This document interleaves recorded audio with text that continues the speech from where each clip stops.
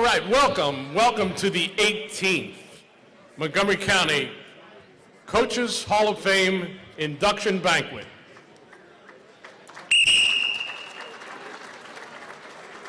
Stop talking, please. The next one will really hurt your ears. That's good, much better. I knew I had to appeal to athletes that way, right? Welcome. It is a very special legacy of leadership that we salute here tonight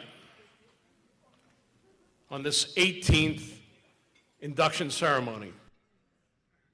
74 great coaches have gone before this entire night. Many of them are here tonight. Many of them are no longer with us, but their legacy stays with us forever. And we will induct 5 new ones tonight, plus honor our community coaches who, through the spirit of volunteerism, lay the foundation for this great sports history that we have here in Montgomery County. My name is Tony Leodora. I don't know if I have this job of emceeing for life, but I've done it for all 18 years, or until they get rid of me. You may have seen me on the Traveling Golfer television show on NBC Sports, or heard me on Golf Talk Live syndicated radio show, or maybe even heard me sing a little bit of Sinatra around the area, like I'm doing Saturday night.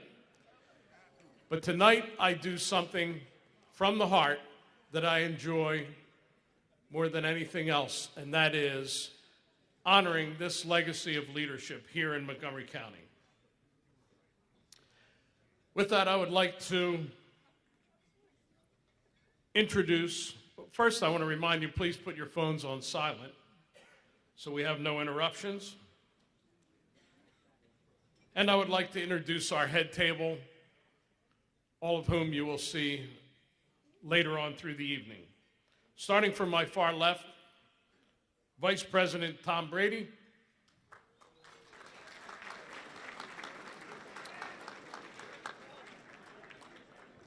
From Upper Merion, our first inductee, Tony Funston.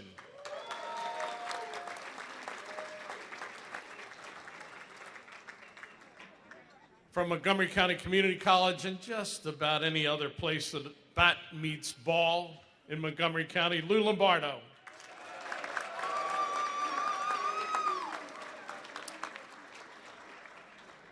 Our president and one of the founding fathers of the Coaches Hall of Fame, Dale Hood.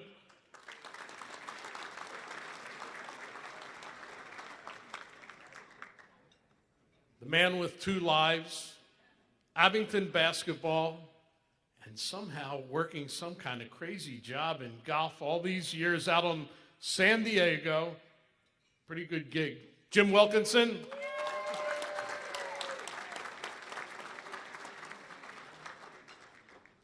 Germantown Academy girls basketball and Ursinus women's basketball, Jim Buckley.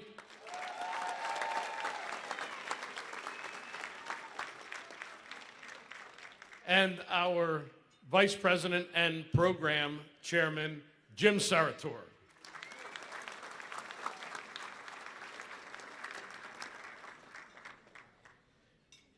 On this front dais, again, from left to right, we'd like you to meet our new honor roll honorees, the Community Coaches Honor Roll.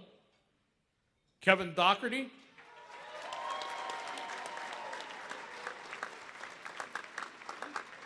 They pulled a little switch on me here. Good thing I can see from the back of the head. I know the ones that have the bald spots and don't, so. Steve Mumford moved over.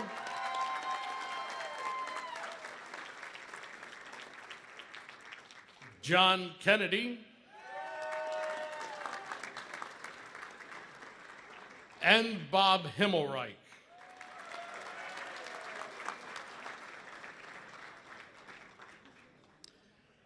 After that, you'll meet some of our previous inductees into the Hall of Fame. Every one of them who built an amazing legacy and followed in the footsteps of our first induction class. If you can imagine that all-star lineup, that very first one, Tommy Lasorda, 10-time NCAA field hockey champion coach from Old Dominion University, Beth Anders, and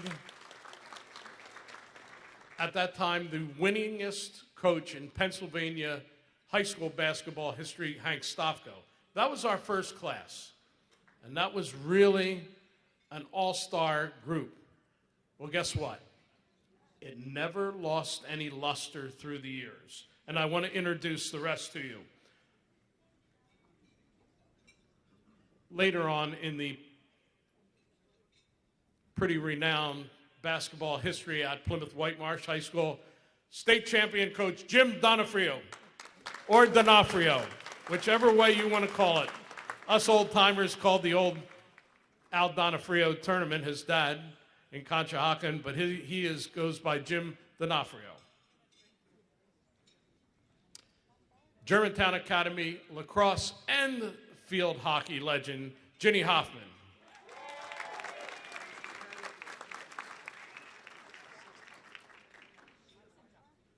They pulled switcheroos on me here, too.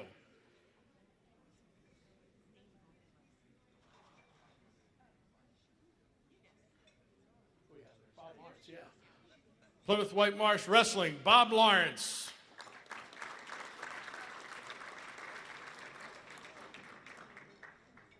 Pottsgrove High School football. He only had 7 undefeated seasons. Rick Pennypacker.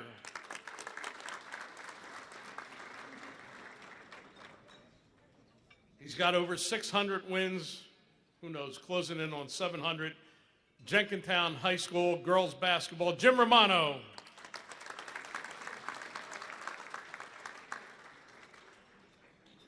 Cheltenham High School girls basketball legend, Bob Schaefer.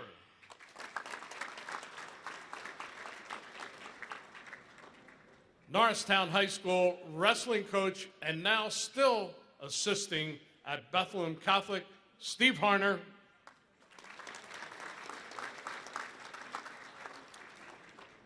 And a man of many schools. They all wanted his talents. Track and field, Bob Shout.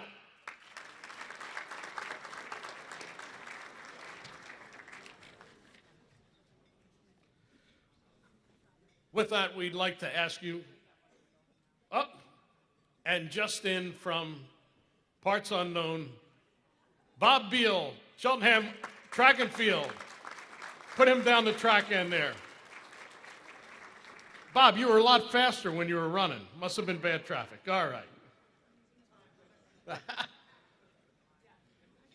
All right, with that, I'd like to ask you to all stand for our national anthem, sung by high school student from Limerick,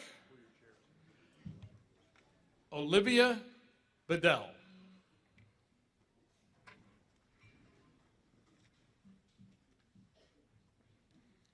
Oh, say, can you see by the dawn's early light what so proudly we held at the twilight's last gleaming, whose broad stripes and bright stars through the perilous fight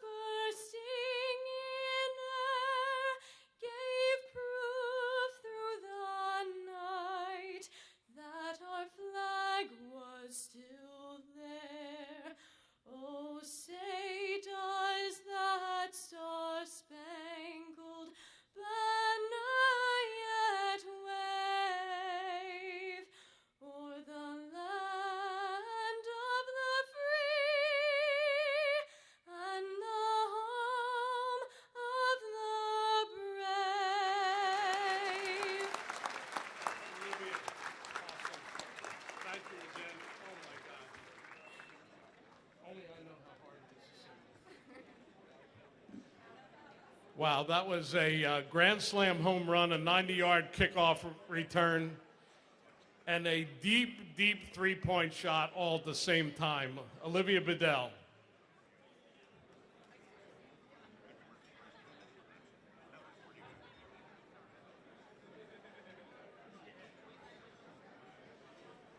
All right, folks.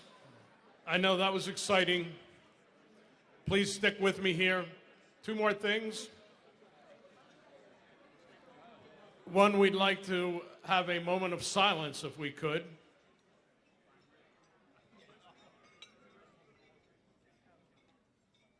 Moment of silence for two very special people to the Montgomery County Coaches Hall of Fame. One was a former inductee who died this year. She was the lifeblood of sports at Bishop Kenrick High School, Sandy Nawadney.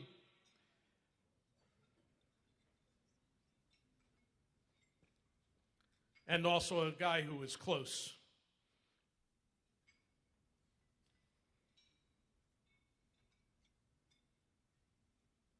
A dear friend, Phillies President Dave Montgomery.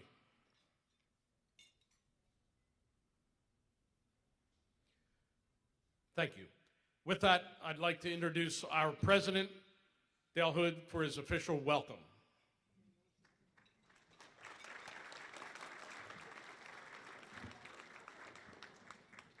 Thank you, Tony. Good evening, ladies and gentlemen. First of all, we'd like to thank you for taking time out of your busy schedule to join us to help us induct the 18th annual class to the Montgomery County Coaches Hall of Fame. Thank you. To our Hall of Fame coaches, a job well done. Congratulations. I'd like to take a moment and talk about our community coaches. We have 4 community coaches going into the Hall of Fame tonight, into their category. We have many assistant coaches to these people that are not being honored. But from my perspective, the community coach is what the youth of America needs to better themselves. We sincerely honor the 4 tonight. Many previous winners of this award are in our audience, but also the assistants that help these people. Thank you.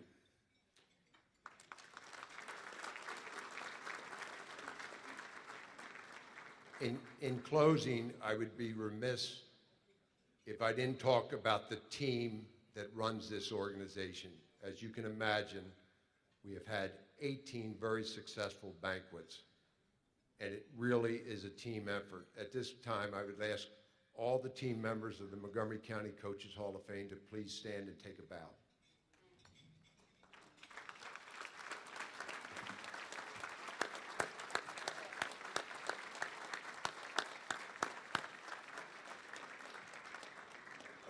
Again, thank you very much for taking the time out of your schedule. Enjoy.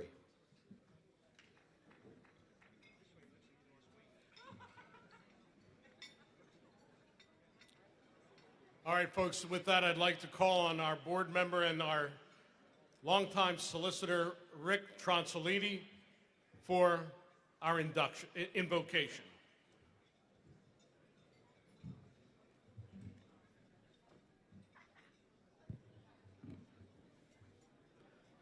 Please bow your heads for a moment. Father in heaven, as we gather here this evening during this season of Thanksgiving to celebrate the accomplishments of the fine men and women who are being honored tonight, we want to pause to thank you for these wonderful people who have given so much of themselves in their lives. We ask that you watch over all coaches here and throughout the world who unselfishly give their time and effort on and off the playing fields, gymnasiums, diamonds, courts, rinks, and tracks, and ask that they continue to give positive guidance and lifelong lessons inspired by your teachings to all of our youth. We pray that you will watch over the families and friends of all coaches who have supported them in their efforts to encourage young men and women to follow in their footsteps. Help them to continue to provide examples of leadership and teaching and giving wise lessons and positive values as those being honored have done on behalf of so many of us in attendance this evening. Finally, we ask that you bless this food which we are about to receive from thy bounty, for it is from you from whom all good things come. Amen. Thank you very much, Rick. For those of you who wonder what credentials he has for giving the invocation, I can attest to the fact we just came back from a golf and basketball trip in Myrtle Beach. We had a 9 o'clock tee time on Sunday. He borrowed the car to go to 7:30 Mass. And Heavenly Father, in a moment of confession, some of us were out too late Saturday night to make that Mass. But thank you, Rick. All right, with that, I would like to tell you that dinner is now served.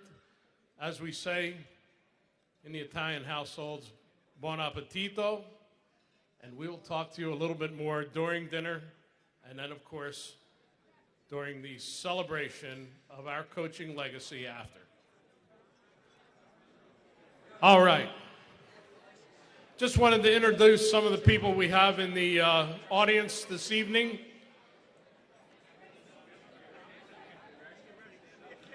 First off, I want to start with a gentleman who actually was the one who lit the fire under this entire organization from the very beginning, connected it with our original charity, the Police Athletic League, and got us all going forward. Mr. Sal Jambon, right out here.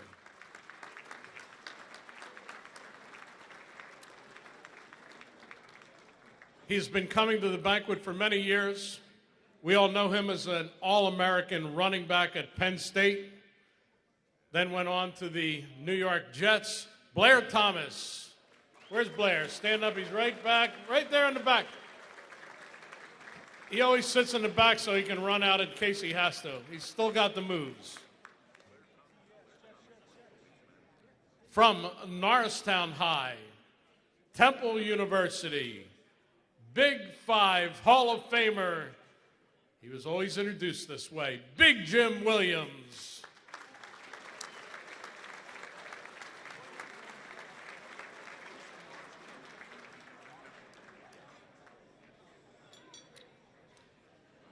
And I don't care that he hasn't been a sports anchor on television for a number of years. He is still my favorite. He is the director of public affairs for the Philadelphia Phillies, and my favorite guy that I visit at spring training every year, lives in Upper Merion, Scott Palmer. Where's Scotty Palmer? Hey. What a great ambassador for the Phillies. All right, folks, that's it. Sorry to interrupt dinner, but I knew you'd like to see that these people come out to honor our coaches. We'll be back right after the prime rib. All right, folks, we're going to ask the servers to clear tables as quietly as possible. Those of you who are still eating, we're sorry that you still have some, but, you know, you can chew and listen at the same time, hopefully.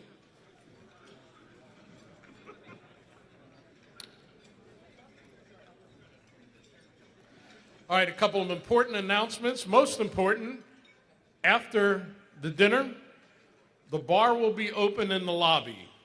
Those of you who have been here before know that some of the best times at our Coaches Hall of Fame take place in the informal discussions at the bar after. We've had some great, great times over the years, so we invite you to stay with us, and I promise to have a drink with each and every one of you.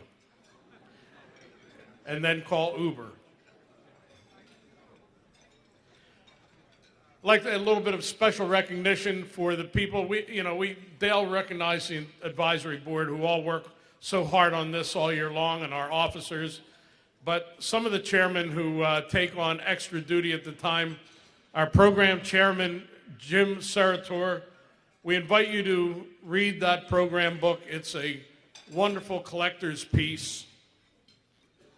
And it also features some great stories with inside stories about our coaches and honorees, written by some really talented people, especially our selection chairman, Gordon Glantz, and Mary Jane Souter, and others. Oh, and by the way, we have two people who are having a birthday today. Our photographer, who's been running around here working hard, John Keller, and our board member, Steve Chikowitz. There he is back there. I expect both of you to buy me a drink after for throwing this great birthday party for you, all in your honor. And of course, our ticket chairman, he took it on for the first time this year and did a great job getting all you people in here and seated. And Kevin Burke. Where's Kevin? I know he's probably still out there selling tickets.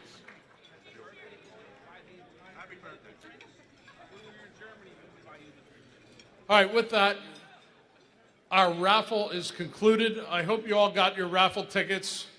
I know that Joe Manzo and Dave Coop are going around still. Joe, you need me to give you another minute or two? You're going to cut it off. Last one. Here you go. Who wants that last sleeve of tickets? Right there. We got them? I hope they're a winner. Got some great prizes out there.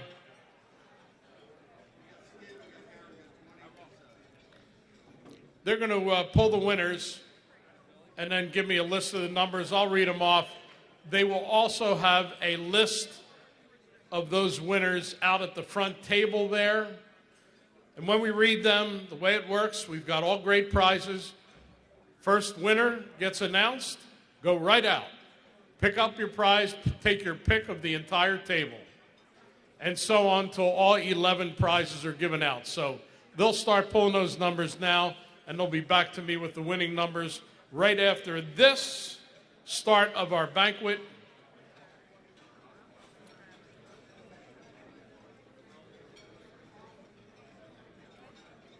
Our President Dale Hood made special mention of the Community Coaches Honor Roll. Very special part of our organization. The people who volunteer and give their time and also deserve your attention and quietness, please. With that, I'm going to bring up our selection committee member, Jeff Schools, to talk about the honor roll and introduce this year's winners.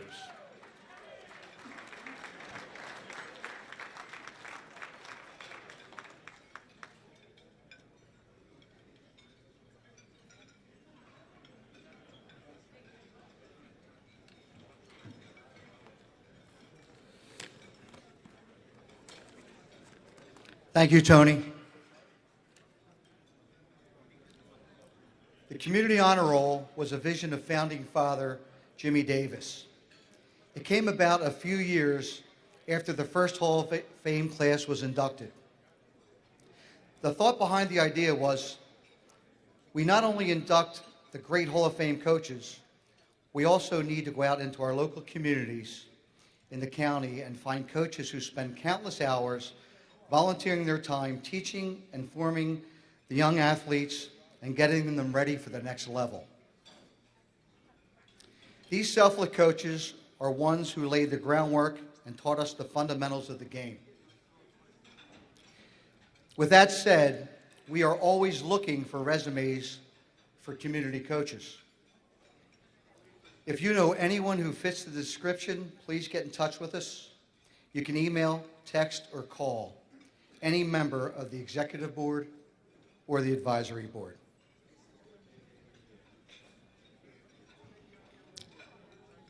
Tonight, our four honorees this evening for the Community Coaches Honor Roll are Kevin Doherty of Visitation CYO and various baseball teams, Bob Himmelreich of Plymouth Township Junior ABA, and Plymouth Little League. John Kennedy of the Solderton Harleysville Youth Basketball Association, Shiba, and Steve Mumford of the St. Francis CYO and West Norton Little League.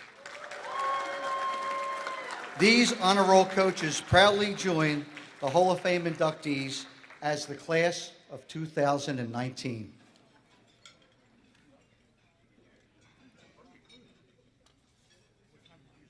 The first honor roll recipient that I would like to introduce tonight is Kevin Doherty.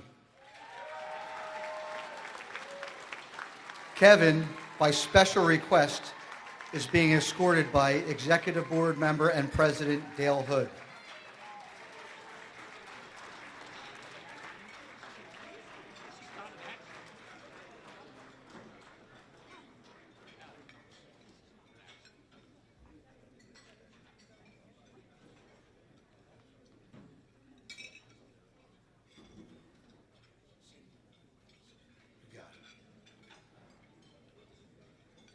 A product of Roman Catholic High and LaSalle University, Kevin has been another cornerstone of the heralded Visitation BVM CYO athletic program for more than 20 years. He led Visitation baseball to a 24-0 season in 2006 and the Philadelphia Archdiocesan Championship. He coached in the Methacton Baseball Association for 10 years, winning the Cal Ripken Pennsylvania State Championship in 2003 and 2006. He also coached J.P. Mascara American Legion team in 2007 and has coached AAU baseball from 2001 till the present time.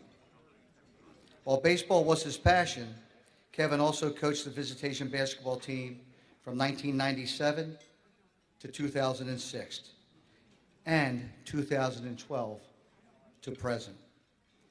In addition, since 2012, Kevin has been a driving force behind the Audubon Recreation Association, coaching both the baseball and the travel basketball teams. Ladies and gentlemen, a round of applause for Kevin Doherty.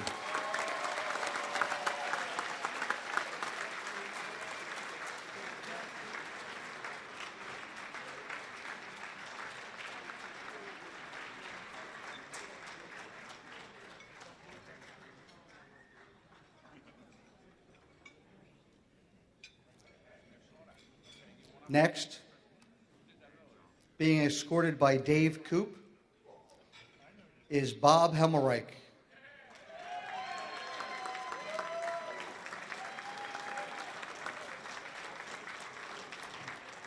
This honoree is near and dear to my heart because I am a product of the Plymouth Junior ABA and the Plymouth Little League.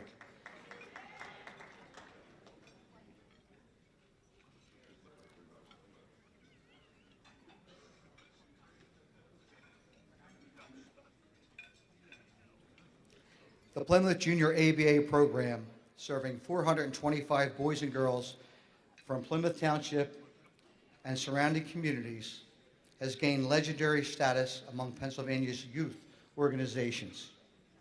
As a big part of that status is due to Mr. Bob Himmelreich. For close to 50 years, Bob has been involved in just about every level of youth sports. From 1970 to 1980, he was involved as a basketball umpire and a basketball referee in Plymouth Township. After that, he concentrated on the Plymouth Junior ABA, refereeing until 2000.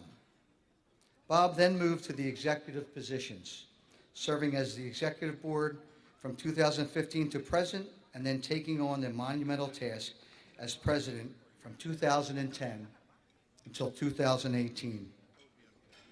Ladies and gentlemen, a round of applause for Mr. Bob Himmelreich.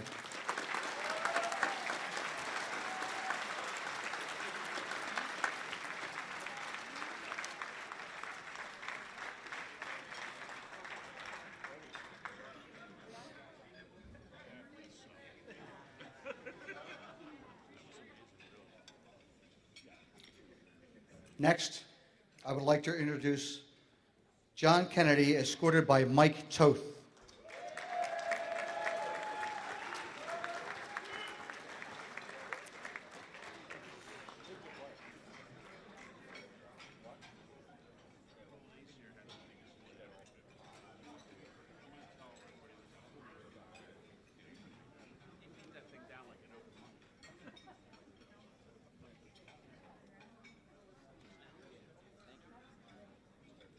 The amazing growth of the Souderton-Harleysville Youth Basketball Association is due in large part to the 25 years of service by John Kennedy.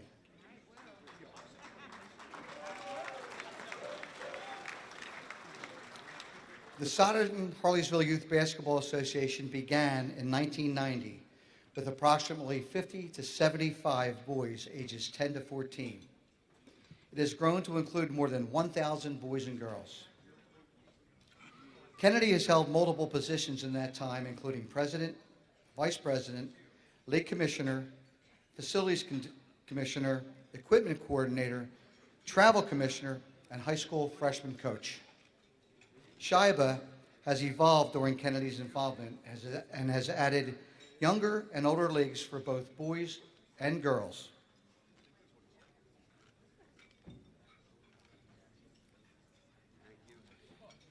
Kennedy expanded and has grown the travel teams. He's added score clocks to better manage games, and he broadened the rules to promote better sportsmanship. In recent years, John has been the commissioner of the High School Boys League, a competitive league with approximately 160 players. Ladies and gentlemen, a round of applause for Mr. John Kennedy.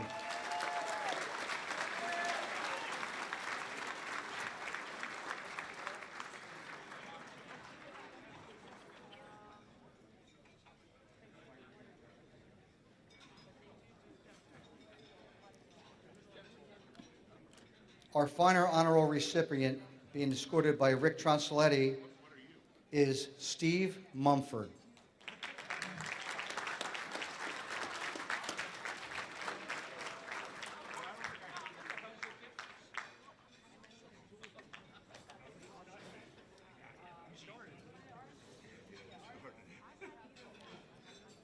When it comes to the prototypical community coach, Steve Mumford certainly comes to mind.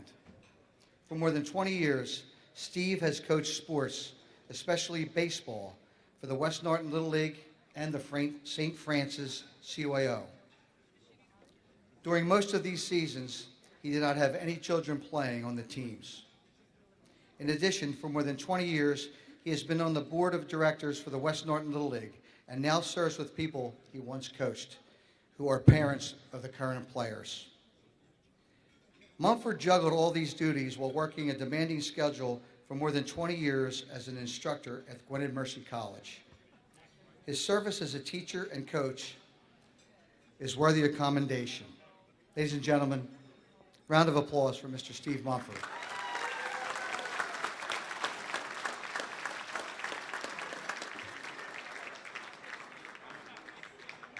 And finally, could we have a round of applause for the 2019 Honor Roll coaches as I turn this back over to Tony. Thank you. Thanks, Tony.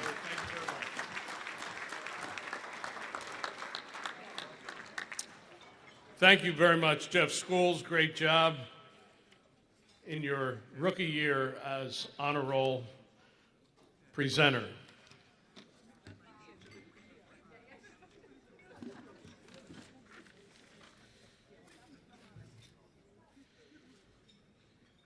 All right, we're now ready to start the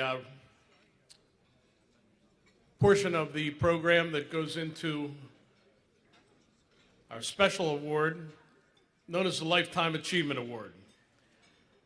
We started the Lifetime Achievement Award a couple of years into our history because we found that there were a lot of people who sort of fell through the cracks or didn't fit the categories that we so strictly define. Ask any of these people up here, it's very hard to get into the Coaches Hall of Fame, and deservedly so. But there are some people who maybe either lived on the border of the county or maybe didn't actually coach, but had a profound effect on the sports scene in Montgomery County. So we started Lifetime Achievement, and it went to people like Bob Levy, who started the Little Quakers. Didn't really coach, but helped so many people. It went to people who were, like, for example, previous inductees who did something exceptional after we inducted them. Tommy Lasorda received the Lifetime Achievement Award when he led the U.S. baseball team to an Olympic gold medal. Gino Auriemma also got a Lifetime Achievement Award. Same thing, led the women's basketball team to an Olympic gold medal after being inducted. So with that in mind, we started the Lifetime Achievement Award. And the people who accept the Lifetime Achievement Award, as well as our inductees, all fall under the same regulations when it comes to accepting the award. If you see next year's presidential debates, you'll see a system of warnings that go down when the time is running out from their allotted time. We do the same thing.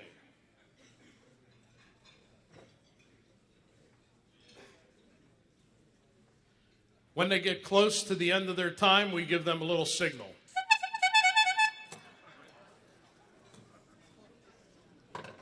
As they reach the last seconds before their time is out, signal number 2. And if they go over time, then all of a sudden,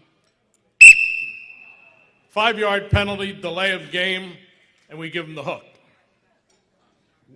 With that in mind, or we tee them up. These basketball guys understand that. With that in mind, I'd like to tell you a little bit about this year's Lifetime Achievement Award. Many years ago, around 1960, there was a young football coach at Archbishop, what was St. Matthew's High School, predecessor of Archbishop Kennedy,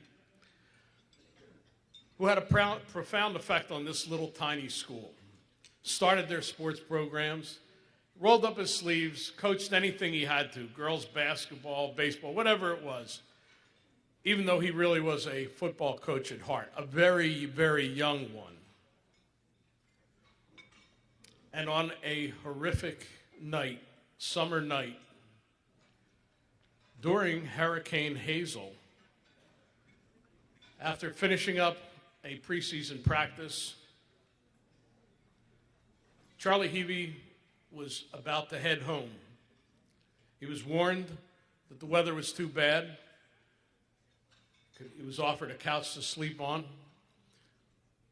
but he just felt that he had to get home. Jumped in his car, down the road, saw another car stopped, got out of his car to help.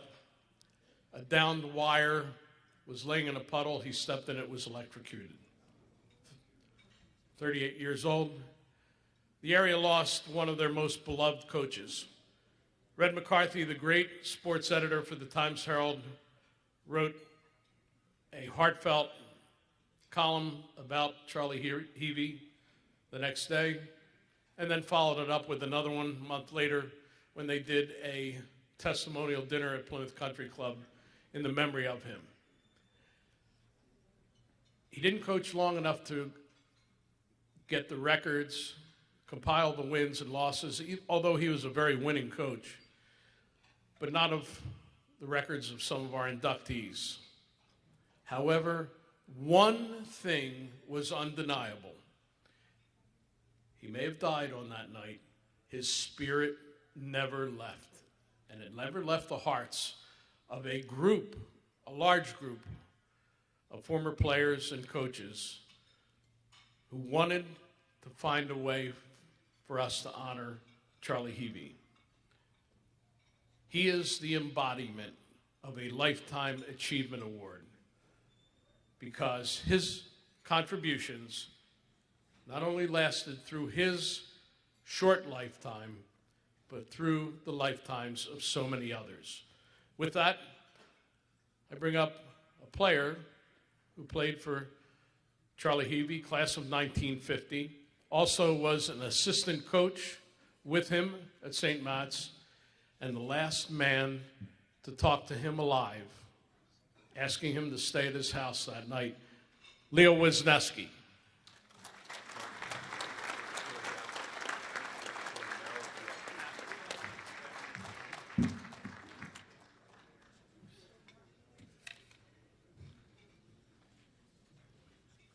Thank you, Tony. like Tony said, my name is Leah Wisniewski, class of 1950. I was a student, a player, and a coach with Charlie. But tonight, I'm speaking on behalf of Bernie Bukowski, who had a medical problem, class of 50. He was also a player and a student. Teams from St. Matt's were known as the mirrors back then. The best explanation is that the nuns who taught us want us to reflect and mirror our Christian values. When I started this speech, I thought, why did Heavey coach at St. Matt's? We were a small school. No athletic facilities. No locker rooms. Players walked to community field 15 blocks away. And I like to put a little footnote right there. When we walked back from school, from practice, we went to where we changed, and us from Swedesburg, Bridgeport, Larsdown, Trapp, we had to catch a bus. We never got home till maybe 8:30 at night. Players had no football experience. He had to start the program from scratch. You can bet it was a low-paying job. And what did Charlie teach us? To work hard on details and basics, work hard to implement the game plan, and don't be satisfied until you get it right. And I remember hundreds of times after practice, it was getting dark, but he wasn't satisfied with what we were doing. He would call the men who came to watch us practice with their cars, pull your cars up. He put the lights on, and he practiced us. He ran us right into the dirt until we got what he was trying to teach us.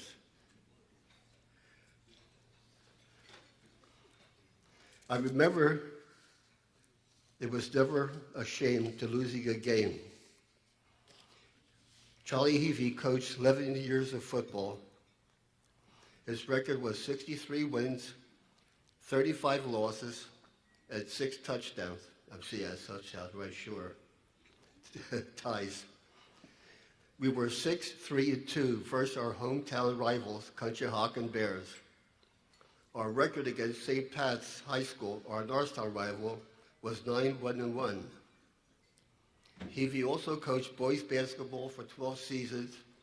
He coached girls basketball for several when there was enough people to field the team. Heavy coached basketball too.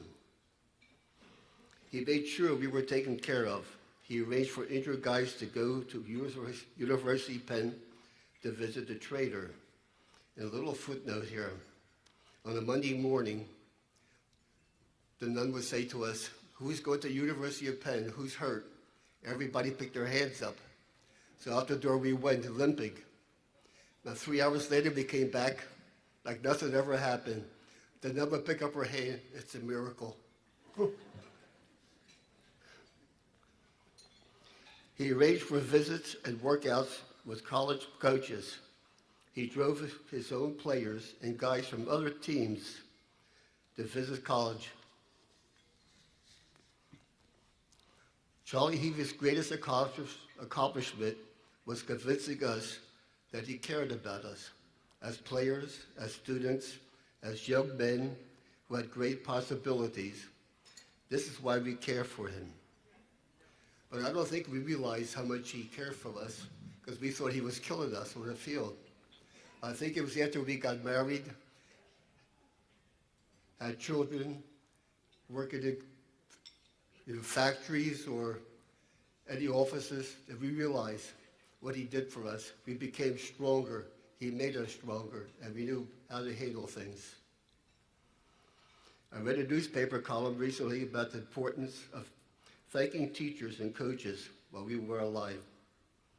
While preparing the speech, I learned that Coach Heavey was thanked while he was alive. In May 1955, students, alumni, administrators at St. Matthew's High School held a dinner to honor Heavey for his services. On August 55, only 3 months later, Heavey would die from electrocution. And then I know personally. I was the last one to see him, last one to talk to him. He left my apartment. I couldn't get him to stay, no matter how much I tried. But he had to go. And we know the end of that story. And that still bothers me.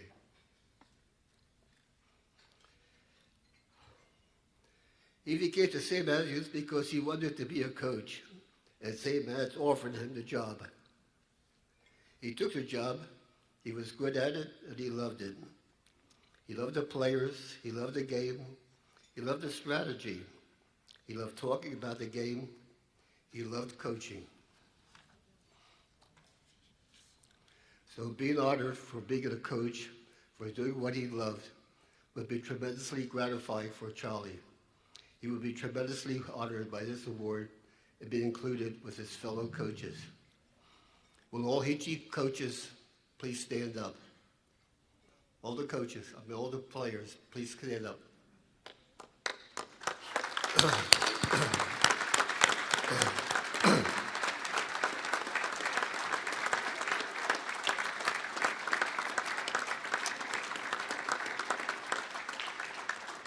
I think Charlie's looking down at each one of us and saying, a good job, guys. Thanks for everything.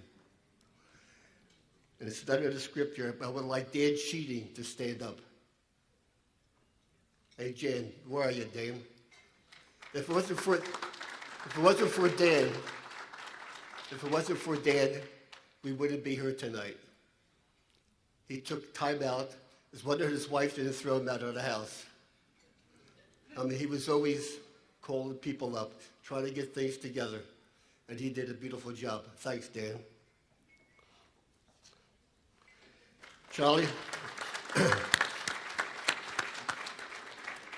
Charlie, we're here tonight, honored to represent all of the athletes and students that benefit from your guidance on and off the field.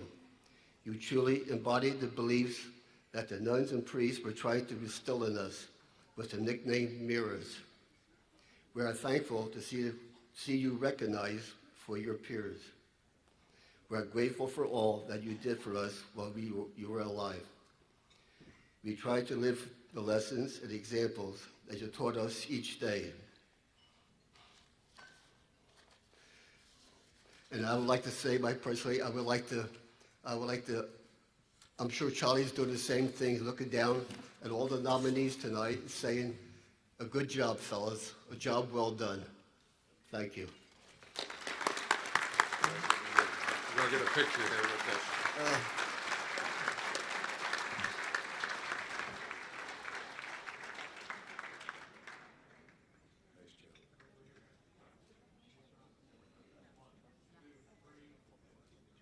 Yes, thank you. So we'll get this down to you. Okay. Before I fall. That's what happens when you fall down the steps. You get fall back surgeries.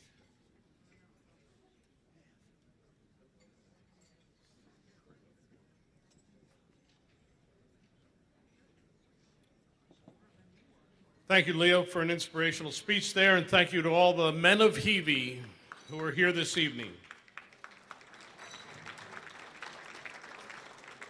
Now we move over to the Hall of Fame induction, honoring the greatest coaches in Montgomery County sports history. That is quite a title to be included in that special group. Our first inductee, introduced by board member Marty Eckert, who I can tell you right now has a profound love for our first inductee, Lou Lombardo.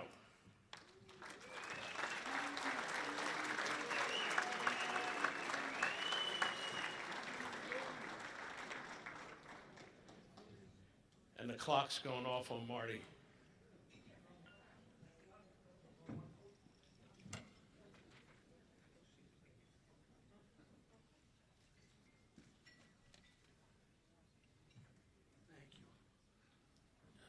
Gosh, St. Matt, you make me proud to be an alumni. And Tony, I understand why you like this gig so much. This is a great view.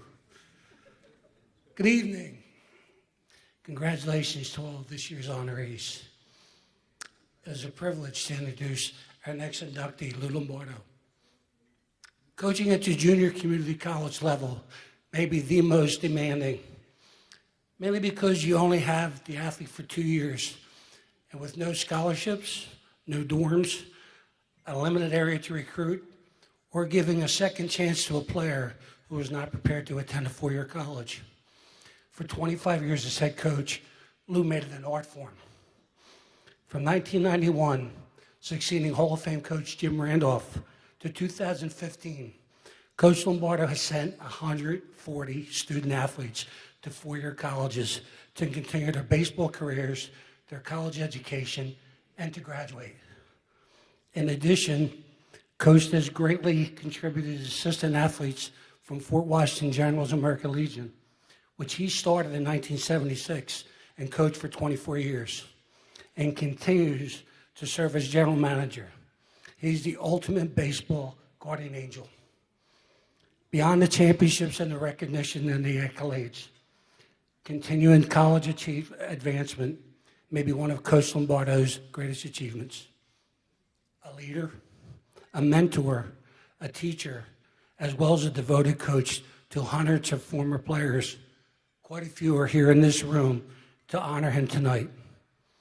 So without further ado, it is my honor to present Coach Lou Lombardo for induction into the Montgomery County Coaches Hall of Fame, class of 2019. If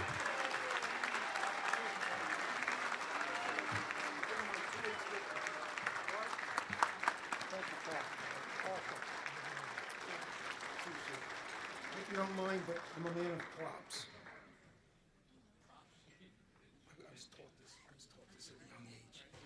Good evening, everybody, and thank you very much for coming out to this event tonight. I want to recognize and congratulate my fellow inductees.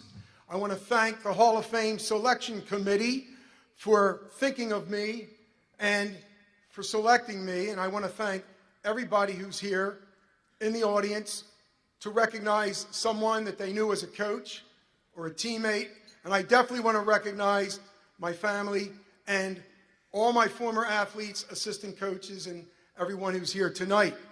However, there are some rumors, there are some things that have been circulating out there in the umpire world.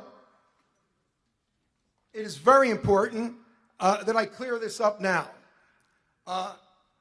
In all my years of coaching, 2,000 plus games, I was only ejected 5 times. And I protested 4 of those games and won those protests. The 5th game, it was totally my fault. Remember, it's one thing to be ejected. I'm not talking about warnings. That is a different story. This is a baseball. I never, ever taught the spitball. That is a lie. I'd like to clear that up right now. The pitch that all my athletes became very good at is the circle change.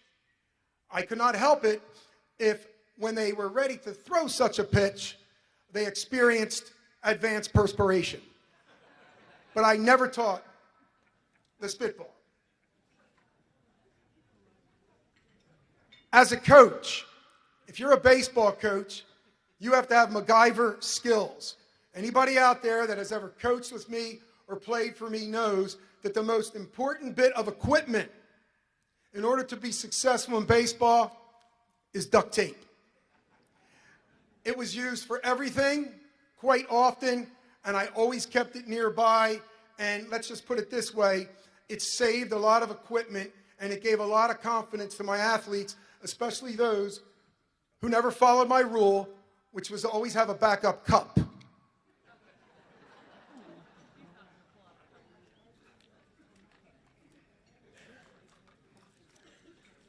And now I will acquiesce to age.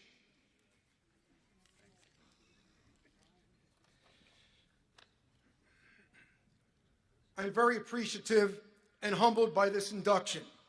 Celebrating with family, friends, and former players is an awesome experience. Seeing people that I haven't seen for many years at a later stage in life is awesome. And I wanted you to know that this upcoming 2020 season will be my 50th season in baseball as a coach.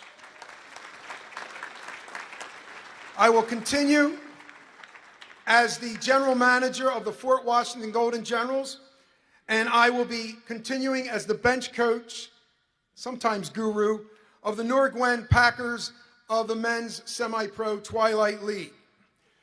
This will be my 93rd and 94th baseball team, because I was also a scholastic and summer coach. So I've been around a long time. But it is the accomplishments of my former players and assistants that really gets me high and happy. Very much so. I've attended other Hall of Fame inductions for former athletes. My wife and I have been to numerous weddings. And then there's the apex of communications.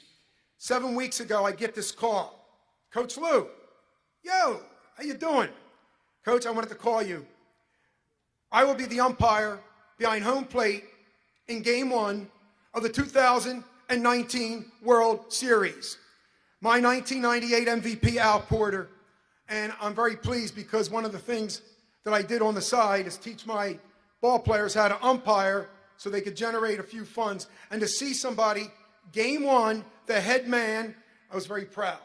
I really get happy and I beam with confidence, and I like to brag about my fraternity of coaches. But yes, I did start as a coach in 1971. A bunch of 8th graders approached me. The priest couldn't find a coach. One of these athletes was my cousin. For whatever reason, I said I would do it. I got 3 buddies to help me. Next thing you know, we're in the church basement, old equipment. The first year, our uniform was blue jeans, a solid green shirt, a green cap, and duct tape batting helmets. And this was the end of an era. This was old school end of baseball. There was no designated hitter. It was wood bats. There was no hockey-style catcher helmets. There was no courtesy runners, no re-entry, and no post-game handshakes. That happened in the mid-'70s because of the NHL. And I coached my first game 6 days after the Phillies debuted at Veterans Stadium. In any event, I would like you to know that as we approach May of 2020, this will be my 50th season with my wife, Sandy. I met her at the tail end of my coaching season and until 1971, and she was willing to stay around and commit to the bonds of matrimony a few years later. Please be aware, my family is at table 21 and 22, and that my grandkids, all 4 of them, know how to run the bases and they know how to slide. This is very important when you're a coach. You've got to establish a culture. The attitude is work hard, give 100%. I'm very proud of work ethic and seeing a ball player get better, improve, and go far beyond what maybe a high school or a previous coach thought he or she could do. I wore number 4 to honor Gene Maugh, because when I was young, I never had a mentor as a coach other than playing, and now I'm coaching on the fly. I remember my dad saying, Gene Maugh gets the most out of his players, and he reads the rule book. Therefore, I read the rule book, and I try to get the most out of my players. And I got to the college opportunity from Upper Dublin High School, where I was coaching and teaching. It was Jeff Huddleston, a basketball coach, that I tweaked from to use index cards when coaching. And I always remembered that experience of practice management. I love practice. I love preparing. I love game planning more than I like the games. I also like to recognize Bruce DiBernardis, who's ill, but he's the one that helped us develop our famous pick-off and trick play reputation. In any event, one ego boost. I get a call from Gary Maddox. I meet with Gary Maddox, 8-time National League Golden Glover. In 1995, the day after Christmas, he wants me to coach his son, who's going to transfer from Maryland. And he says, teach him outfield. He used to be a catcher. And I'm looking at him. And I said, wait a minute, you have a bunch of Golden Gloves. I'm going to teach your son outfield? He goes, I'm his dad. The scouts told me You're big on fundamentals. You'll push him. Thank you. It worked out. He would get drafted. In any event, I would like to say that my support staff always meant a lot to me. The people that were my primary scorekeepers over the years, my daughter Nicole is here, TNT Christina is here. They are very important people in my coaching career. And I also would like to thank all my present Golden Generals coaches, any former assistant, anybody I've been associated with. And I would like to end this twofold. I would like to share some vocabulary. If you've ever coached against me, coached with me, or played for me, this might find or sound familiar to you. 2 Eyes, Pro Grip, Ham and Eggs, Skylab, Mississippi, Moondog, Wing Willie, Operator Navigator, Terminator, Bang Bang, Schmitty, Kneecap, Mr. Boy Boy, Macho Gomez, Sinus Man. And there's about 100 others. And yes, Mr. Umpires and fellow and opposing coaches, they did mean something. And if I could have one more thing to share, my son, I did not get to coach till he was a Legion player, and then he played against me in college. How bad is that? May I have my grandchildren please stand up as I end this speech? Guys, I would like to end it with our always get together chant before we do stuff in my batting tunnel. Would you please raise your throwing hands, guys, and repeat after me? By the power of gusto and the baseball gods. Hoo-ha! Effort and commitment supersedes talent for coaches. Thank you.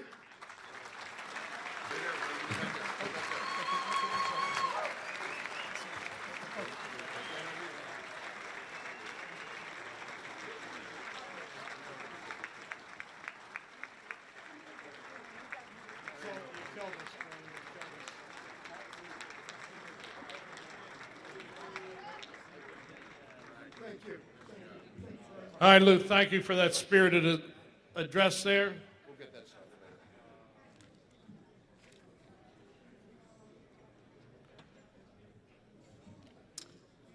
Our next inductee also has an extremely long and extremely successful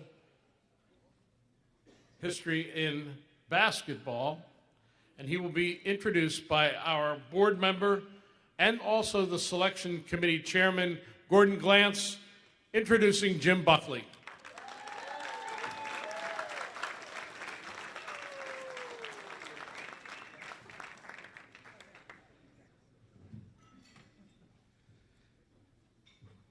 Okay, before we get into Jim Buckley here, show of hands, how many people out there have Facebook accounts?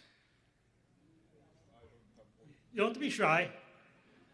Okay, so I want you all to go to your, pay attention now, but when you have a chance later, go to your phones, find Montgomery County Coaches Hall of Fame on there, and like our page, and then share any pictures you took tonight, and follow us next year and throughout the future.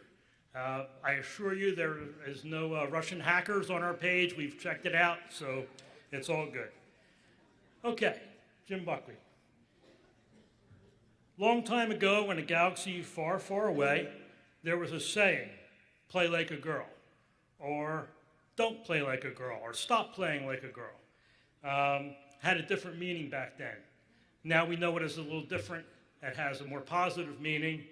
And why is that? Because of people like Jim Buckley and the way he coached. He really wanted to be a coach early on in life. He knew that would be his vocation. He started off coaching a lot of boys' sports, football, basketball, baseball, even golf, if you want to count that as a sport. Sorry, Tony. He was approached about being the girls' coach at Germantown Academy. He wasn't so sure at first, but he knew only one way to do it, and that was to just coach them the same way he coached the boys. He held them just as accountable, held them to the same standards, and the result was a long stretch of dominance at Germantown Academy in terms of girls basketball. It was an odd year if he didn't win a championship there. He then went on to coach at the college ranks, most notably at Ursinus College, where he guided them to the national NCAA tournament.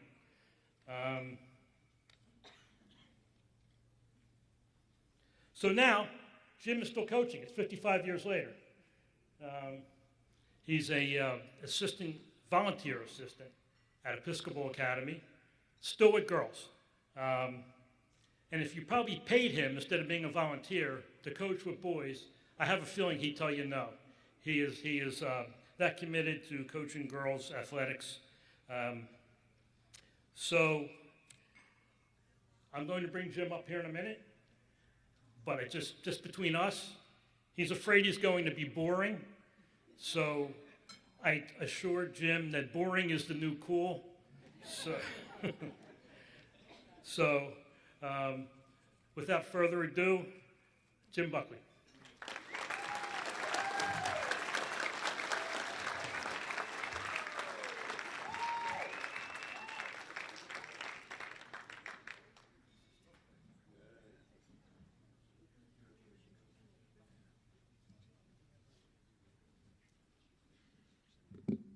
Well, Gordon set a low standard, so.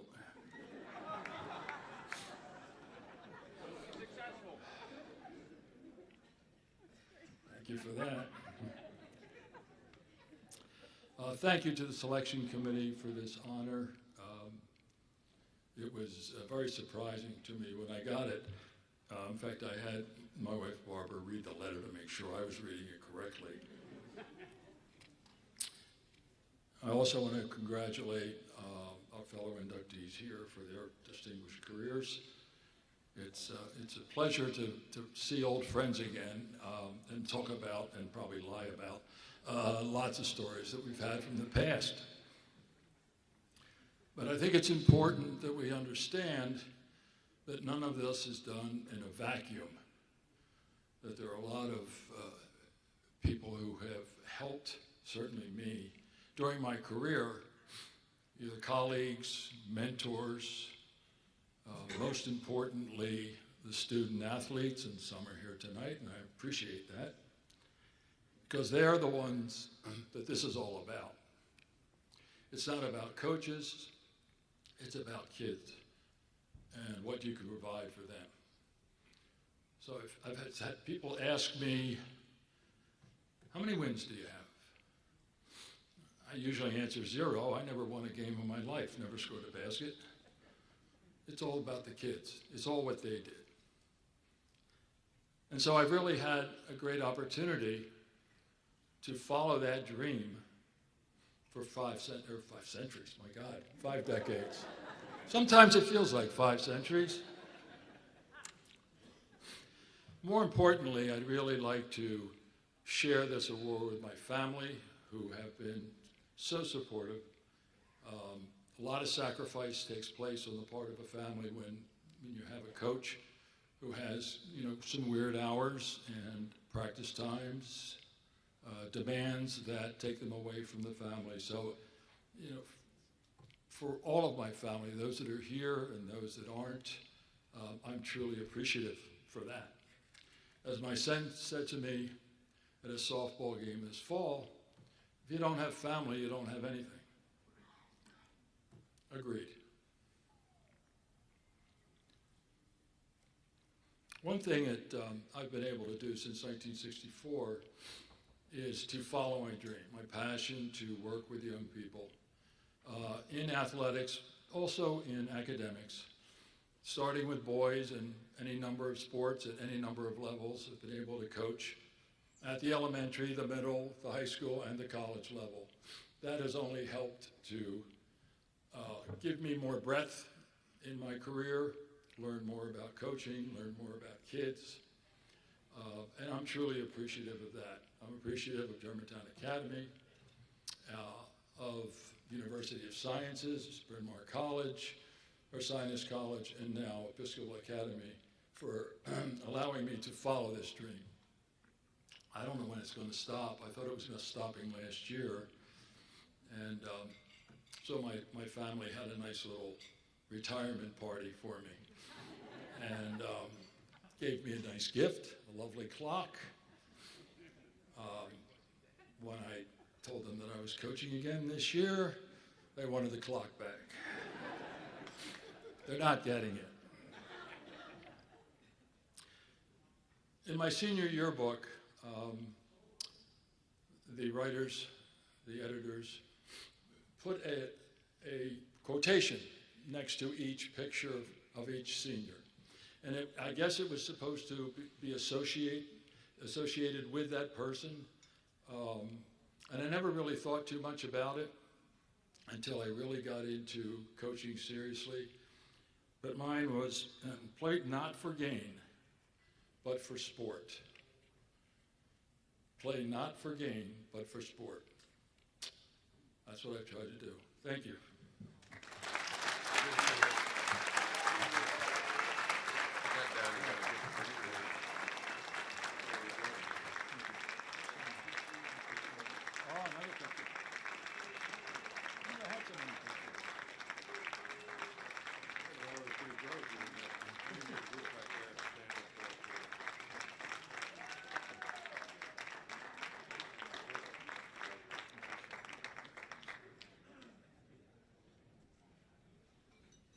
Jim Buckley, a man of class, no question about it.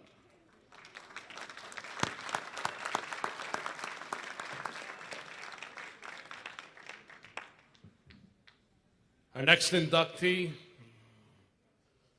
had to endure sitting next to his presenter all night long here.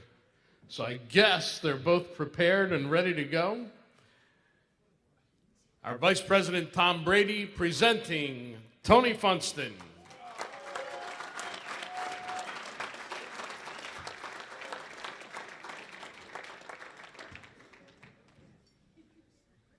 Thank you, Tony. As you can see, Tony has about 7 pages, and he asked me, could I cut my speech or introduction like 30 seconds because he saw a couple of neighbors coming in, and could he get an extra 30? I said, okay, no problem, Tony. So I got to get this in quick. In 1982, Tony Funston started his teaching and coaching career at Upmurray High School. Tony was a math teacher, and he was also the head boys varsity basketball coach. Tony coached for about 7 years, coached the girls for about 3. But in 1994 is when Tony really started his Hall of Fame coaching. Tony started the volleyball program at Upmurray High School. And when we were having lunch, I had to ask Tony, volleyball?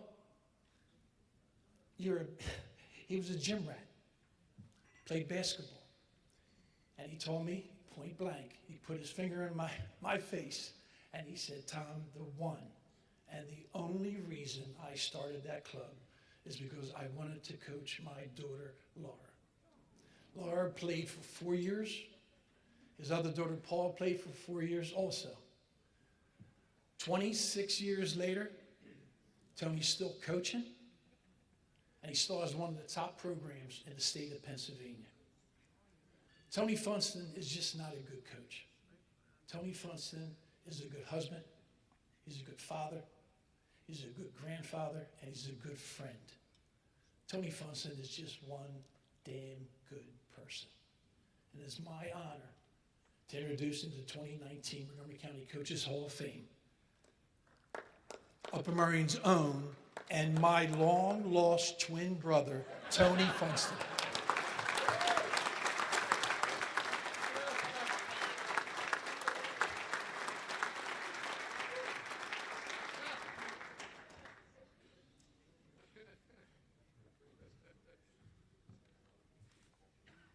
Tom shouldn't sit down. We should really stand next to each other for a while so people can really tell the difference between us. One of my sisters said, hey, Tom, what are you? It was Tom. He was running down the street. All right. So, it's too funny. I'd like to start by congratulating my fellow Hall of Fame inductees. And at the same time, I'd like to thank Tom Brady for his guidance through the process, as well as his very humorous introduction.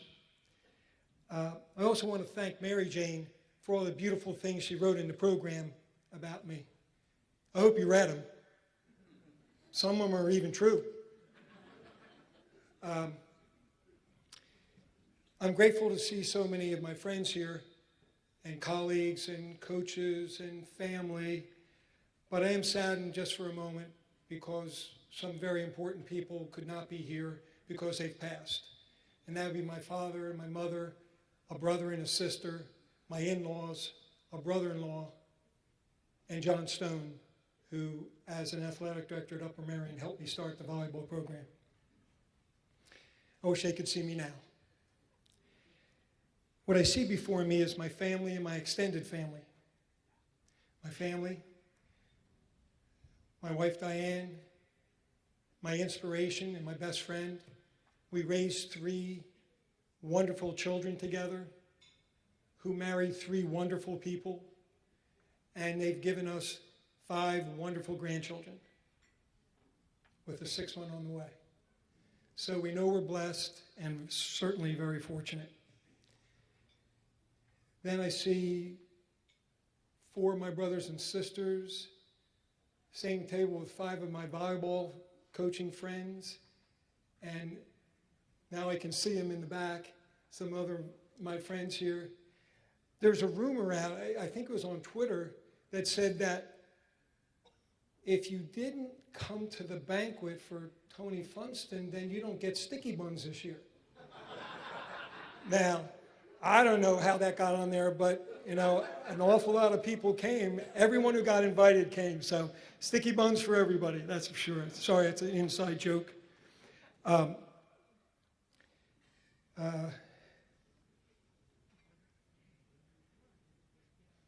talked about my family.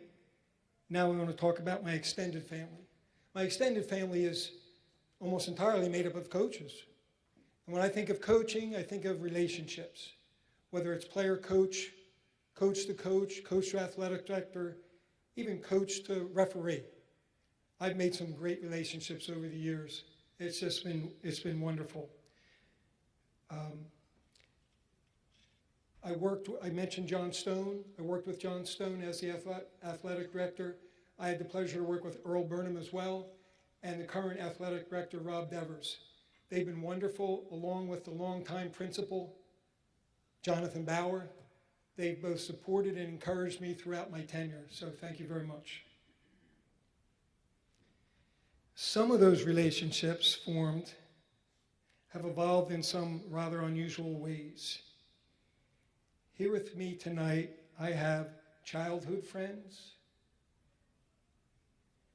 college friends, neighbors, former students and players, parents of players, a teacher who taught me at Bishop Egan High School, and 15 years later, I'm teaching his children at Upper Merion, and he's teaching my children.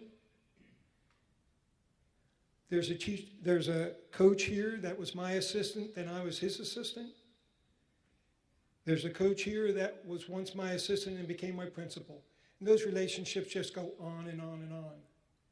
If I could spend the rest of the night doing that, but I won't, fortunately.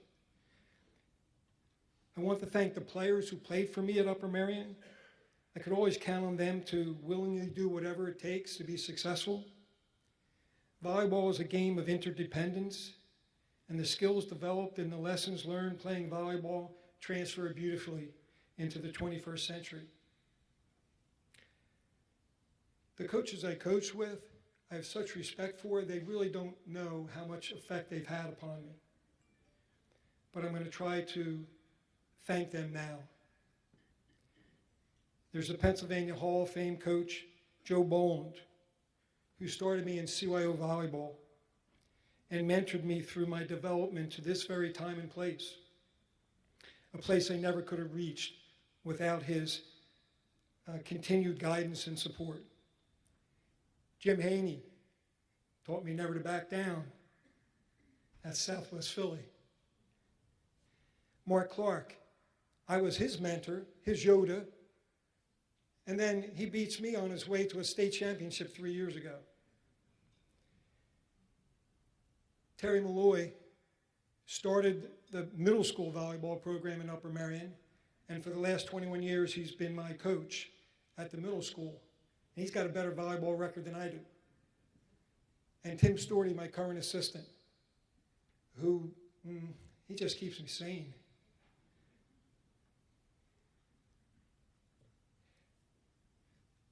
We have a family of coaches, and my daughter Laura, who I coached, later on became one of my assistant coaches, and it was actually in the golden era of volleyball at Upper Merion where we won 4 district titles in a span of 5 years.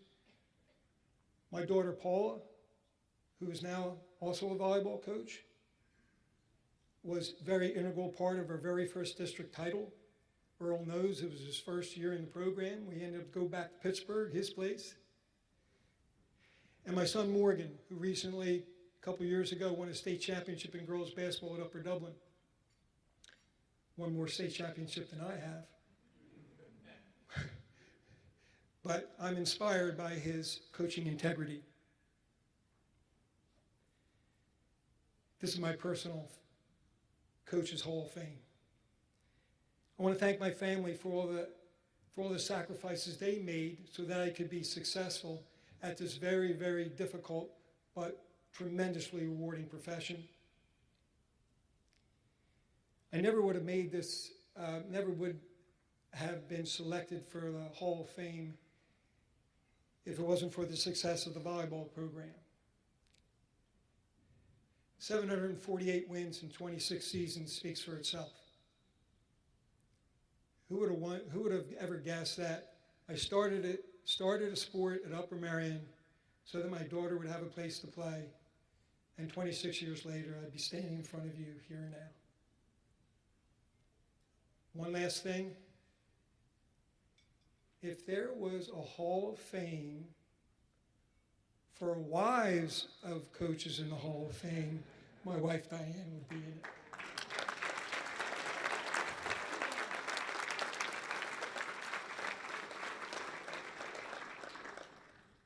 Thank you, and this has just been a wonderful night.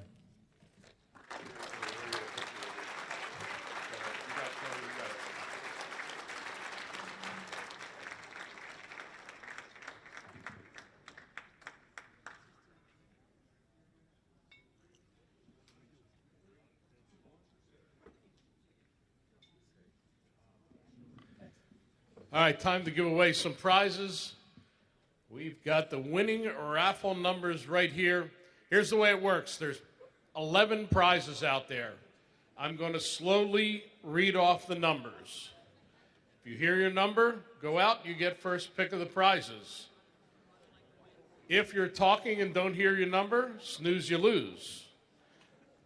They'll have the list out there so you can double check the numbers.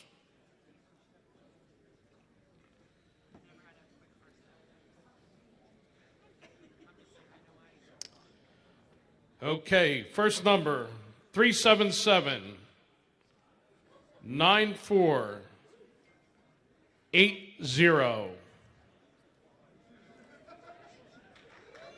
9480.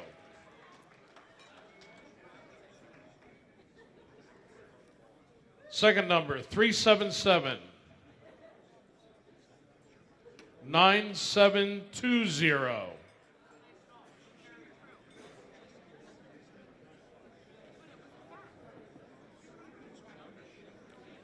Hey, that's a correction. That first number was 9430. Sorry, 9480. It was 9430. 377-9430. 377-9420.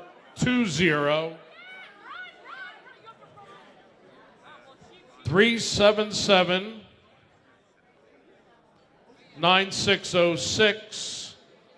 377-9606.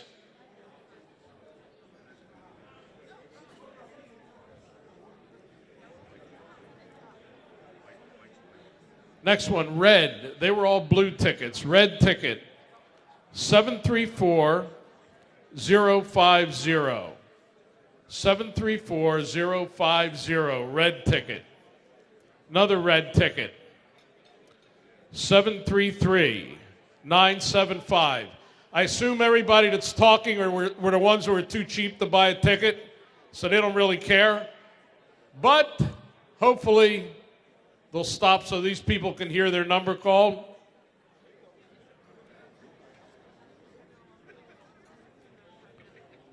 Blue ticket, 377-9492.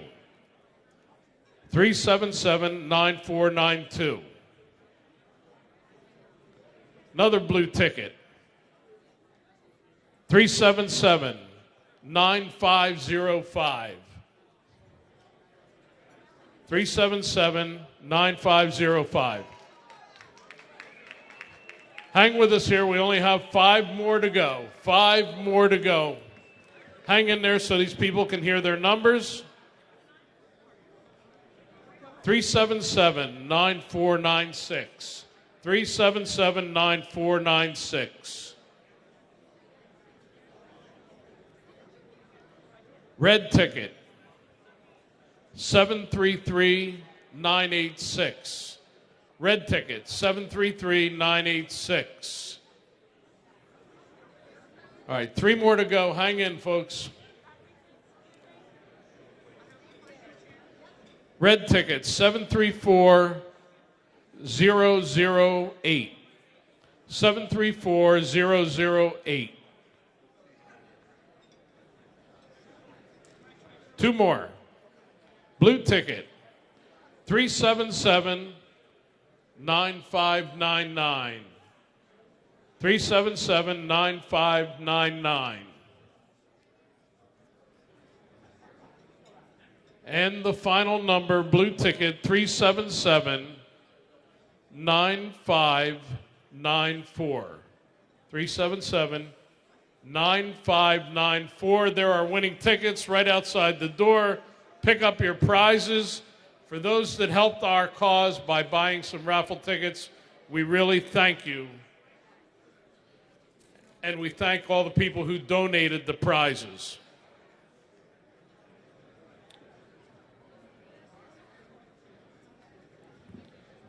Okay, time to get back to our inductions. Mark, send them back over here, please. I can't have them talking.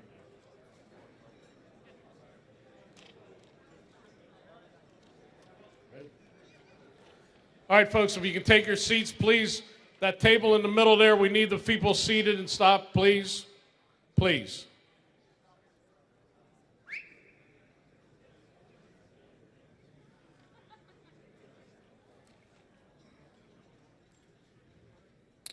All right, our next inductee from the world of basketball. And I can say that he joins the Mount Rushmore of high school basketball in Pennsylvania tonight. Introduced by Mark Werkheiser, very familiar name, Jim Wilkinson.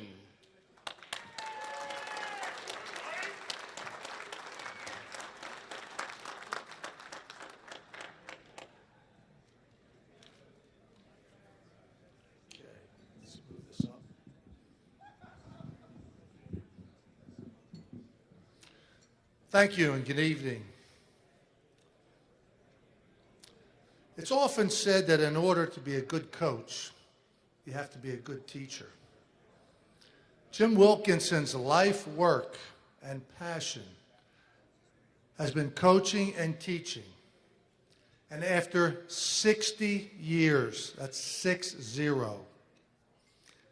starting as a history teacher and a JV basketball coach at Wilkinsburg High School outside Pittsburgh, Wilkie is still teaching as an instructor at the Professional Golfers Career College in California. However, tonight we honor Jim not for instructing golf professionals, but for his legendary career coaching the Abington High School boys basketball team. A career that firmly established that program as one of the premier programs, not only in Montgomery County, but in the state of Pennsylvania. Jim started with the philosophy that there was a right way and a wrong way to play the game, and that if he could teach his players the fundamental skills, the rest of the game would just come to them. And boy, did it ever. 7 Suburban 1 League championships, 2 District 1 championships, a state championship in 1974, and not one losing season in 23 years at Abington. His teams were also famous for their full-court press that became a trademark of Abington basketball. And I can tell from experience that press was a nightmare for opponents. When I played for Norristown in the mid-'70s, and this is true, in preparation for playing Abington, we practiced all week, 7 defenders against 5, just to simulate the pressure that Abington would put on us. And we still turned the ball over. And we had a pretty good team, too. That's how good of a job he did teaching his system. Again, always teaching. So although many years ago we were rivals, tonight I am honored and privileged to introduce from Abington High School, Jim Wilkinson, for induction into the Montgomery County Coaches Hall of Fame.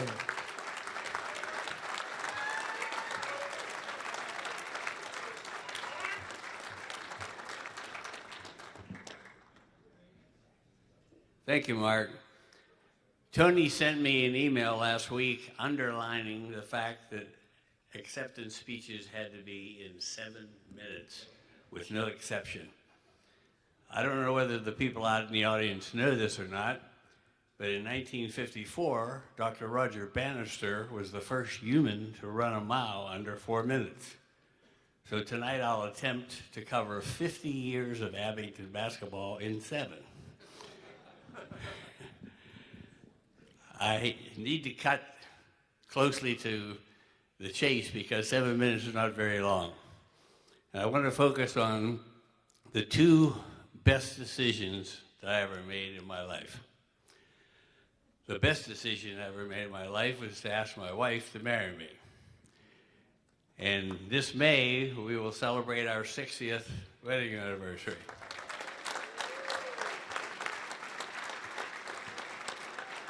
She was into basketball before she met me. She was a high school cheerleader in New Albany, high school in Indiana, and they lost in the state playoffs to Oscar Robertson's team, the Big O. Most people know how famous he was. And then one incident, she's always been there, no matter what. I don't think she's ever missed a game that I coached. But I remember one vividly. We were going to play in Williamsport, and she had a herniated disc and a sore neck and muscle spasms. And I said, "Hon, please don't think you have to drive over 2 hours to go all the way to Williamsport to play in this game, to see this game." And she said, "Well, I'll think about it because it is hurting." I go to the school, get on the bus, and we drive to Williamsport. We're about 30 minutes away from game time, and the athletic trainer brings her into the locker room with muscle spasms in her neck, or putting ice on her neck.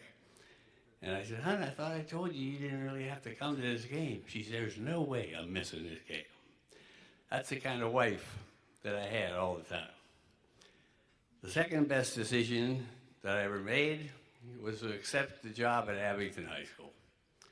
I had no clue what it was going to be all about, but Gary Hess, my good friend, said that you really ought to apply there. It's a good school.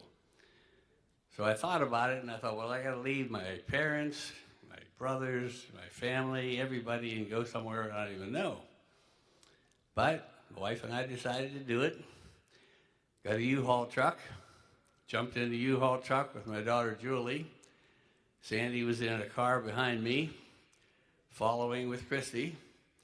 We drove down Wheat Chief Lane, right into 2022 Susquehanna Street. I hadn't even seen the house because I was working at a basketball camp in Pittsburgh, and my wife had to come by herself to look and find the house. But it was the backyard was against Abington High School. So she said, this is where we're going to be. Sitting on the lawn were 4 Abington High School basketball players that volunteered to help us unload the truck. And I thought, this is really nice. You know, they have no clue who I am, and they're here to help with this, and I was impressed. School starts. I did a little research first and found out that Plymouth Whitemarsh had already won a state championship a couple years before. Craig Littlepage was playing at Cheltenham, and they won 30 straight games and lost in the state final. So I knew we were going to have a lot of competition, but that was okay. I kind of liked that part of the game. So the 70s, we were blessed with a lot of good talent. In 1974, as most of you know, we won the state championship with Richard Wright and Rick Reed at guard, Robert Harvey at center, and Gary Peoples and Matt Chesterman at forward. I want to personally thank those 5 for putting Abington on the map, because they really did.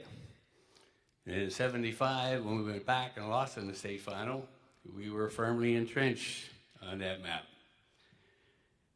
And I also want to thank George Senaviva, who played for me and coached for me, but a special thanks to the best assistant coach I had in my 30 years, Sam Rhines.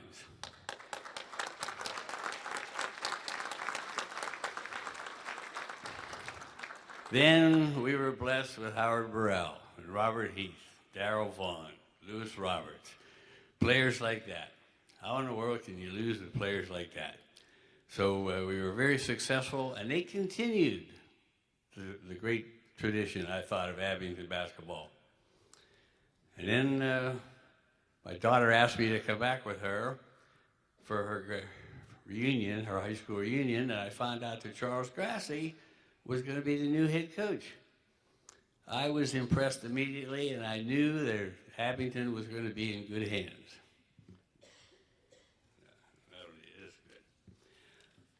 After I wished Charles good luck, I got back home in San Diego, and I got a letter from him.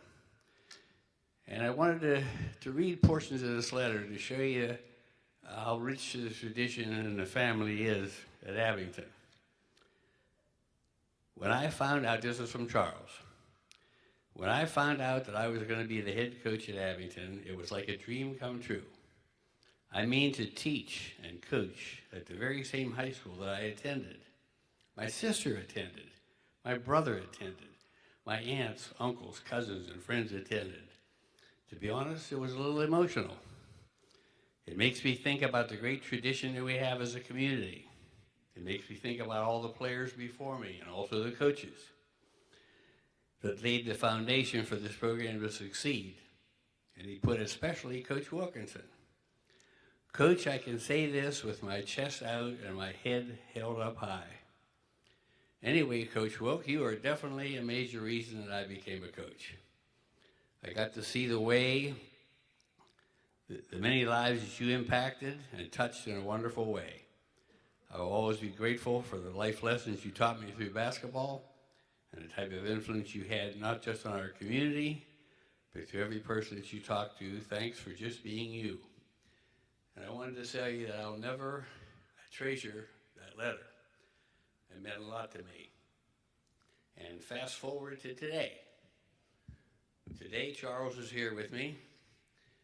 And what has he done to continue this tradition?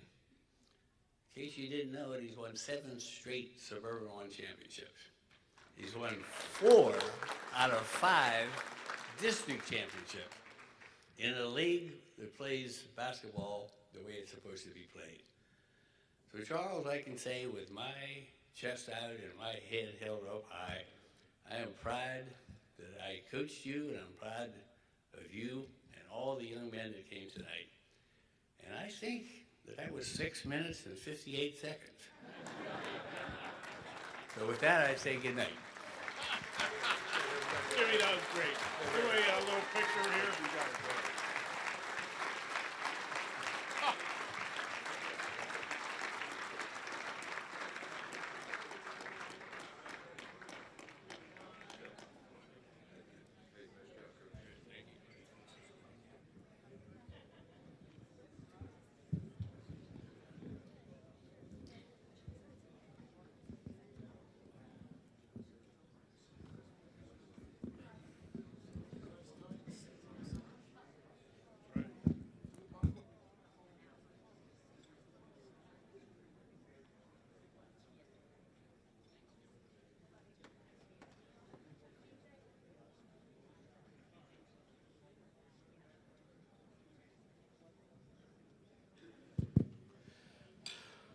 All right, folks, thank you very much. Congratulations, Coach Wilkinson. I'll tell you, World War II had its big three: Stalin, Churchill, Roosevelt. The basketball wars of Pennsylvania had their big three. Our former inductee, Plymouth White Marsh's Hank Stofko, Norristown High's great coach, the late Bill Werkheiser, and now we complete that big three with Jim Wilkinson. That is the highest level of high school basketball you can have.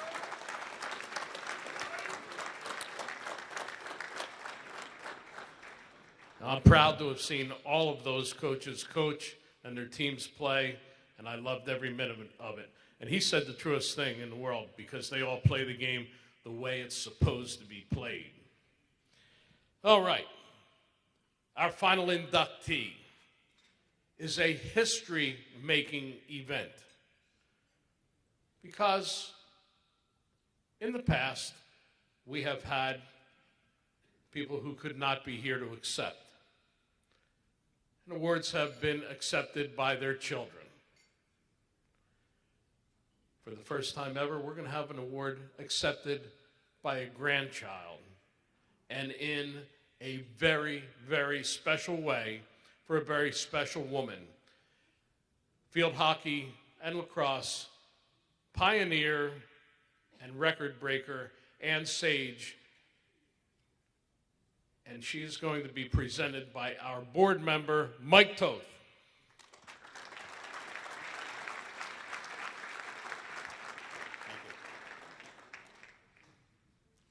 Yes, we're still talking about Abington High School. This story begins in the early 1960s. The location is Abington High School. Where else? Ann Rutledge is a three-sport star: basketball, field hockey, and lacrosse. Ann approaches her future husband, Howie Sage. He's a wrestler and a football player. And she asks him to the Sadie Hawkins dance. Howie accepts, and the rest, as they say, is history. Upon graduating from Abington, Ann moves on to the Temple University. She stars in both field hockey and lacrosse, setting many scoring records along the way, twice earning All-American honors in lacrosse. Ann was a longtime member of the Women's U.S. National Lacrosse Team from 1963 to 1970. Upon graduation from Temple, she begins a very successful coaching career at Owen J. Roberts High School before moving on to the University of Pennsylvania. Ann was considered a pioneer and a legend in the women's sports world, both as a player and a coach. Ann Sage was the first ever head coach in both teams at Penn, coaching for a total of 50 seasons, leading women's lacrosse for 26 seasons and field hockey for 24. She amassed 329 wins, 2 national semifinal appearances, and advanced to the NCAA Final Four in field hockey in 1988. Along the way, she coached a total of 16 All-American players in those 2 combined sports. I don't know if any coach could say that. Wow. Ann truly was a trailblazer for women's sports at Penn, both on and off the field, influencing not only her players, but also her family. Many of her former players have gone into coaching, passing her legacy of leadership onto the next generation. Ann passed the torch off to her daughter, Melissa O'Connor, a current field hockey coach, and her grandson, Matthew O'Connor, a current football player at Villanova. And by the way, Matthew, you have a game this weekend? You're in the playoffs? Sadly, Ann Sage passed away in February of this year.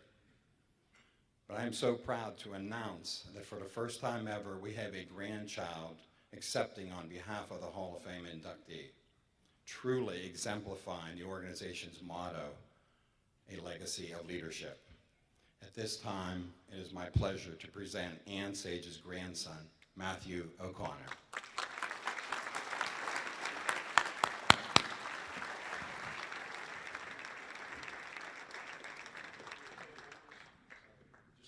Keep on it.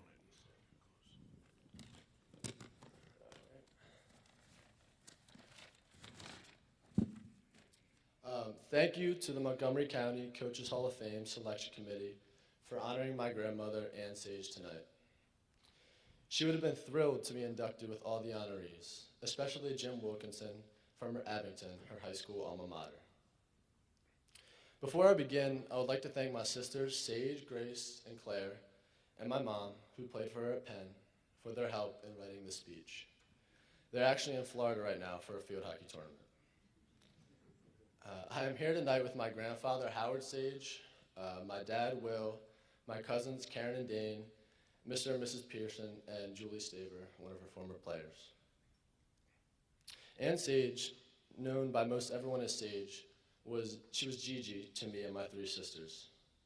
She officially retired from coaching by the time we were born, but she continued coaching us every day until she passed last February. My grandmother believed deeply in the importance of being part of a group and participating in something. Whatever that something was didn't really matter, but putting your heart and soul into it did. Sports were Gigi's passion. The life lessons that she used to mold her teams were the same as those she instilled in me and my sisters. Be humble and hungry, listen to your coach, and most importantly, play hard and have fun. My sisters play field hockey and lacrosse, and Gigi was very good about not overcoaching them. Sometimes she would draw up a quick diagram about game strategy, but mostly she would talk to them and their teammates about how girls should have the same treatment and advantages as boys, that we are equal in sports and life. Gigi was not the average grandmother. She'd call me to discuss Sixers or Phillies stats or to talk about my upcoming games. I must have been one of the few high school basketball players whose grandmother left detailed scouting reports of opposing players on my voicemail, telling me who the main guys were and what shooters to look out for. As the saying goes, once a coach, always a coach. Sometimes I would walk out of the locker room and see her on the court talking with a teammate, giving him a high five, maybe a little pep talk. One time I even saw her demonstrate, physically demonstrating to one of our forwards on how to box out. She knew we were going to need better rebounding against the better teams, and she made sure he got that message. I don't know if my friends or my sister's teammates knew of her athletic accomplishments or her Hall of Fame coaching career, but I do know they respected her when she offered advice because they knew that she cared about them. She loved watching us and pretty much everyone play sports. Some of the classic lines she cheered were, "Hang tough, keep shooting, big boy, and you go, girl." Going to a game was a social event for Gigi. She would talk to literally everybody at a game. Her favorite question to ask another fan at one of my basketball games was, who was the best guard in Temple basketball history? And if you gave the answer Guy Rogers, then you were okay in her book. But what we admired most about our grandmother was her ability to love and support anyone that she met. She had a genuine joy for the successes of others and cheered them on through their journey of life, which is why we called her the legendary note writer. Every day she would write notes to people. She told us that it was important to let people know that when they were doing a good job. She mailed notes to our teammates and coaches. My CYO coach, Mark Seifert, aka Rep, who this committee honored last year, once stopped by our house to tell my mom that he had never received a note from her grandmother thanking him for coaching. He was deeply touched. Coach Fran Dunphy showed my mom the last note he received from her, one of the many she wrote over the years. I think she must have dropped a note, as she called it, to every coach in the Philadelphia area. Gigi taught us the meaning of commitment, of team, and teamwork, that achieving goals comes from consistent hard work and by pushing yourself to be your best. And she taught us that being our best means giving our best to others. She would tell us that this would carry through in our adult lives. Now, I want to settle a little debate in our family about who actually taught me to throw a football. And hands down, it was Gigi. She had an incredible arm. She passed away before she knew that I was officially going to Villanova to play football, but she had been getting me Villanova gear since I was little, so I think she knew all along. I know that she would be thrilled to see my sister Sage committed to Drexel to play field hockey this past fall. She would be excited to see Grace play in high school this year, and as she always said, watch out for the youngest Claire. Don't count her out. Our grandmother has been the most influential, impactful, and inspirational person in our lives. She helped us become the people we are today through her unyielding support and encouragement. Her lessons and love will guide us in our lives forever. Thank you again to the committee for honoring my amazing grandmother, Ann Sage.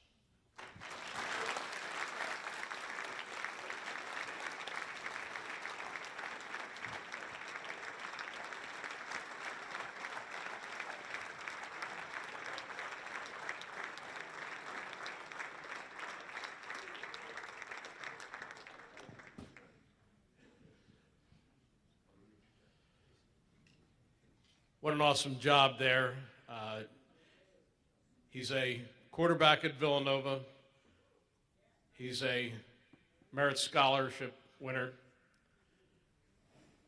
But I'll bet on this. No matter what happens in that football game Friday or in his career, he will be a winner in life. And it's all because of the coaching that he got. The two sides of coaching. The X's and O's, the kicking in the pants, the pat on the back, and then the other side, inspiration. Ann Sage inspired generation after generation, and it'll live on for a long time. Well, that was a very, very fitting end to our banquet this year. We hope you will all come out for the banquet next year. We wish you all a very happy Thanksgiving. And please have a drink with us in the lobby. We'll continue the stories and talk more about the Coaches Hall of Fame.